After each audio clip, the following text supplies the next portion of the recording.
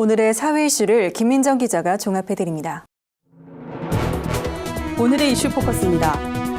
비선 실세 의혹을 받고 있는 최순실 씨가 박근혜 대통령의 연설문을 일부 수정한 사실을 인정했습니다.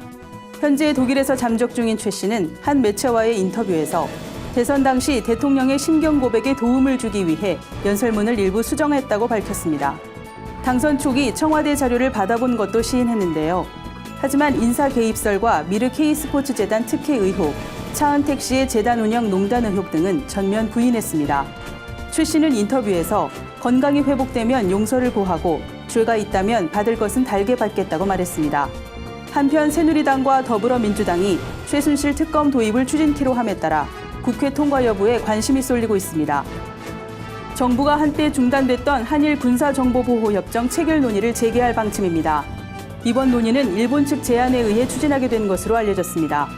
이는 북한의 핵과 미사일 위협이 커지면서 양국이 군사정보 공유의 필요성을 절감한 데 따른 것으로 풀이됩니다.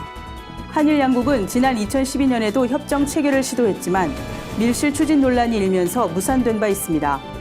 과거사에 대한 사과 없이 군사협력을 할 수 없다는 여론도 강했는데 이번엔 체결이 성사될 수 있을지 귀추가 주목됩니다. 이탈리아 중부에서 현지 시간으로 26일 밤 규모 5.9의 강진이 발생했다는 소식입니다. 이탈리아 국가지진화산연구소와 미국 지질조사국은 이날 오후 7시 10분경 이탈리아 중부 마르케주의 마체라타 인근에서 규모 5.4, 5.9의 지진이 잇따라 발생했다고 전했습니다. 이번 지진으로 인근 마을에서 전기가 끊기고 건물 파편 일부가 떨어지는가 하면 고속도로가 폐쇄되는 등 피해가 이어지고 있습니다. 또한 수도 로마를 비롯해 이탈리아 중부 지역 전역에서 진동이 감지된 것으로 알려졌는데요. 이탈리아는 2달 전에도 비슷한 규모의 강진이 발생한 바 있습니다. 전문가들은 이번 지진의 진앙이 얕아 후속 피해 가능성도 제기하고 있습니다. 퇴근 후에 울리는 직장 상사의 카톡 지시, 받아보신 분들 많을 텐데요. 서울시 공무원들을 대상으로 퇴근 후 카톡 지시를 금지하는 법안이 발의됐습니다. 더불어민주당 김광수 의원 등 서울시 의원 15명은 최근 서울시 지방공무원 복무조례 일부 개정안을 서울시 의회에 발의했습니다.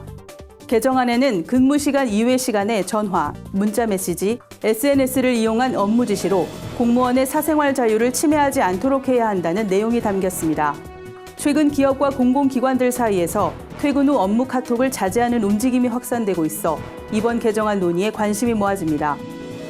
우리나라 맞벌이 부부 10쌍 가운데 6쌍은 조부모나 친인척에게 자녀를 맡긴다는 조사 결과가 발표됐습니다.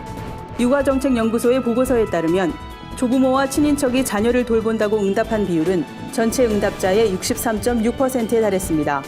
이 밖에 어린이집 이용률은 61.8%, 유치원 26.9%, 개별 그룹지도 20.5%, 사설기관은 14.5% 순이었습니다.